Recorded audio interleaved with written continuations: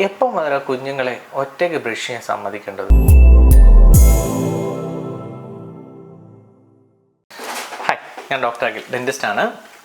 ഒരു ചെറിയ ടോപ്പിക്ക്, കുഞ്ഞു കാര്യങ്ങൾ, വലിയ അറിവുകൾ.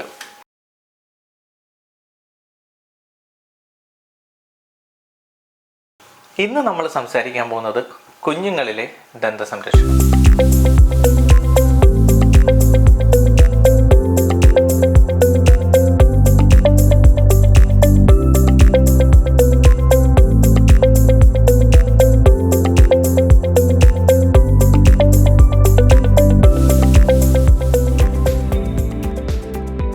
എപ്പം മുതൽ കുഞ്ഞുങ്ങളെ ഒറ്റയ്ക്ക് ബ്രഷ് ചെയ്യാൻ സമ്മതിക്കേണ്ടത്? കുഞ്ഞുങ്ങൾ സ്വന്തമായിട്ട് ബ്രഷ് പിടിച്ച് തുടങ്ങുമ്പോൾ തൊട്ടാണോ, അതോ നമ്മൾ പറയുന്ന പോലെ അവർ ബ്രഷ് ചെയ്ത് തുടങ്ങുമ്പോൾ തൊട്ടാണോ, അതോ ഒരു പ്രത്യേക ഏജ് ഉണ്ടോ? കുഞ്ഞുങ്ങൾക്ക് എപ്പോഴാണ് പല്ലിനിടെ ഫുഡ് ഇരുന്ന പല്ല് കേടാവുമെന്ന് മനസ്സിലാവുന്നത്? ആ പ്രായം വരെ നിങ്ങൾ ബ്രഷ് ചെയ്ത് കൊടുക്കണം. അതായത് ഒരു 7-8 വയസ്സുള്ളൊരു കുഞ്ഞിനെ കൊണ്ട് ഇവിടെ ഒരു അമ്മ വന്നപ്പോൾ പല്ലിനകത്ത് മൊത്തവും കേടായി, റൂട്ട് കനാൽ പൾപ്പെക്ടമി ചെയ്യേണ്ട സിറ്റുവേഷനിൽ അവിടെ വന്നേ. അപ്പോൾ ഞാൻ ചോദിച്ചു, അയ്യോ ഇവൻ രാത്രി ബ്രഷ് ചെയ്യാറില്ലേ? എൻ്റെ പൊന്നു ഡോക്ടറെ ഇവനോട് സ്ഥിരമായിട്ട് പറയും ബ്രഷ് ചെയ്യാൻ, പക്ഷേ ഇവൻ ചെയ്യത്തില്ല. നമ്മൾ കുഞ്ഞിനെ കുറ്റം പറയണോ, പേരൻറ്റിനെ കുറ്റം പറയണോ, അതോ നിങ്ങൾക്ക് ഈ അറിവ് പറഞ്ഞു തരേണ്ട ഞങ്ങളെപ്പോലുള്ള ഡെന്റിസ്റ്റുകൾ നിങ്ങൾക്ക് പറഞ്ഞു തരാതിരിക്കുന്നതിന് ഞങ്ങളെ കുറ്റം പറയണോ?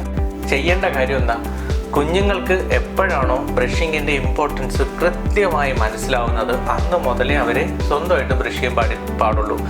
അല്ലെന്നുണ്ടെങ്കിൽ എല്ലാ ദിവസവും രാത്രിയിലെങ്കിലും ആസ് എ പേരൻറ്റ് നിങ്ങൾ അവർക്ക് ബ്രഷ് ചെയ്ത് കൊടുക്കണം.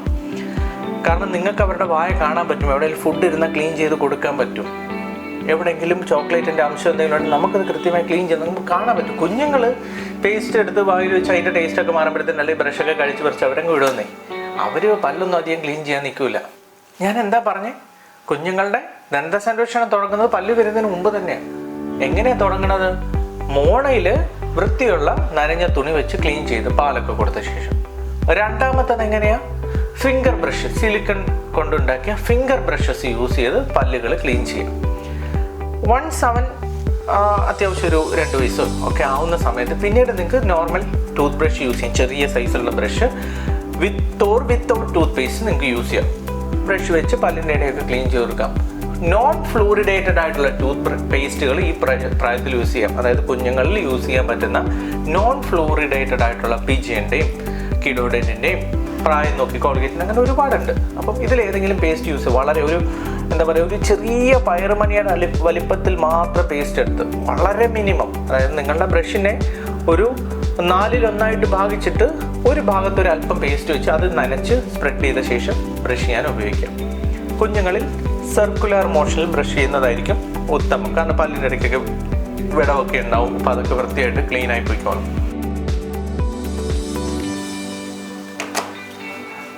അപ്പോൾ എപ്പോഴാണ് ഫ്ലൂറിഡേറ്റഡ് ടൂത്ത് പേസ്റ്റുകൾ യൂസ് ചെയ്യേണ്ടത്?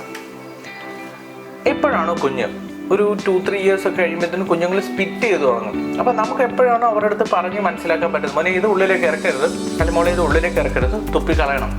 അങ്ങനെ അവർ സ്പിറ്റ് ചെയ്യാൻ ഓക്കെ ആവുന്ന സമയത്ത് നമുക്ക് ഫ്ലൂറൈഡ് ടൂത്ത് പേസ്റ്റുകൾ ഉപയോഗിക്കാം. എവിടെയാണ് ഫ്ലൂറൈഡ് ടൂത്ത് പേസ്റ്റുകളുടെ ഇമ്പോർട്ടൻസ്? നമ്മളുടെ പല്ലിൻ്റെ ഏറ്റവും പുറമെയുള്ള പാളിയായ ഇനാമലിനെ ഉണ്ടാക്കിയിരിക്കുന്നത് ഹൈഡ്രോക്സി അപ്പറ്റൈറ്റ് എന്ന് പറയുന്ന ഒരു ക്രിസ്റ്റൽ വെച്ചിട്ടാണ്. ഈ ഒരു ക്രിസ്റ്റൽ പുറത്തു വന്ന ശേഷം നമുക്കതിനെ ചുരുങ്ങിയ വഴികൾ കൊണ്ട് മാത്രമേ ഹാർഡാക്കാൻ പറ്റത്തുള്ളൂ. അതായത് പുറത്തു വന്ന പല്ലുകളെ ശക്തി കൊടുക്കാൻ വേണ്ടി നമുക്ക് ചെയ്യാൻ പറ്റുന്ന വളരെ ചുരുക്കം കാര്യങ്ങൾ, അത് നമുക്ക് വീട്ടിൽ ചെയ്യാൻ പറ്റുന്ന ഒരു കാര്യമാണ് ഫ്ലൂറിഡേറ്റഡ് ടൂത്ത് പേസ്റ്റുകൾ ഉപയോഗിക്കുക. ഫ്ലൂറിഡേറ്റഡ് ടൂത്ത് പേസ്റ്റുകൾ ഉപയോഗിക്കുമ്പോൾ എന്താ സംഭവിക്കുക? പല്ലിൻ്റെ ഏറ്റവും പുറമെയുള്ള ഹൈഡ്രോക്സി അപ്പറ്റൈറ്റ് ക്രിസ്റ്റൽസ് കുറച്ചുകൂടി ബലമുള്ള ഫ്ലൂറ അപ്പറ്റൈറ്റ് ക്രിസ്റ്റൽസ് ആയി മാറുന്നു. അങ്ങനെ പല്ലിന് കൂടുതൽ സ്ട്രെങ്ത് വരുന്നു, പല്ല് കേടാവാതെ ഇരിക്കുന്നു.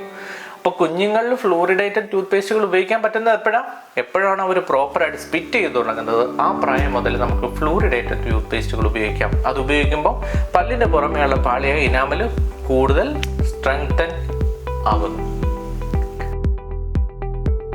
അതേപോലെ തന്നെ ഡെന്റിസ്റ്റിന് ചെയ്യാൻ പറ്റുന്ന ഒരു കാര്യം, പല്ലിനെ സ്ട്രെങ്തൻ ചെയ്യാൻ ഫ്ലൂറൈഡ് ആപ്ലിക്കേഷൻ എന്ന് പറഞ്ഞ സാധനമുണ്ട്. എന്താ? നമ്മുടെ ടൂത്ത് പേസ്റ്റിനകത്തൊരു ചെറിയ എമൗണ്ട് ഫ്ലൂറൈഡ് ഉണ്ട്. അത് നമ്മൾ ഡെയിലി യൂസ് ചെയ്യുമ്പോൾ മെല്ലെ മെല്ലെ മെല്ലെ മെല്ലെ മെല്ലെ പല്ലെന്താവും? കട്ടിയാവും. എങ്ങനെ? നമ്മുടെ ഹൈഡ്രോക്സി അപ്പറ്റൈറ്റ് ഫ്ലൂറ അപ്പറ്റൈറ്റ് ക്രിസ്റ്റലായി.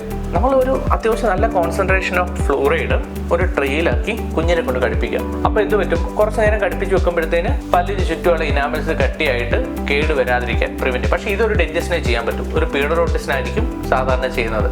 അപ്പം ഒന്നുകിൽ നിങ്ങൾ ഫ്ലൂറൈഡ് ടൂത്ത് പേസ്റ്റ് റെഗുലറായിട്ട്, അതായത് സ്പിറ്റ് ചെയ്യുന്ന പ്രായമായി കഴിഞ്ഞാൽ ഒരു 2-3 years ഒക്കെ കഴിഞ്ഞ് കഴിഞ്ഞാൽ ഫ്ലൂറൈഡ് ടൂത്ത് പേസ്റ്റുകൾ ഉപയോഗിക്കാം. ഡെന്റൽ ചെക്കപ്പ് ചെയ്യുന്ന സമയത്ത് കേരിയസ് പ്രോൺ ആയിട്ടുള്ള പല്ലുകളാണെങ്കിൽ ഫ്ലൂറൈഡ് ആപ്ലിക്കേഷൻ ഡെന്റിസ്റ്റിനെ കൊണ്ട് ചെയ്യിപ്പിക്കാം.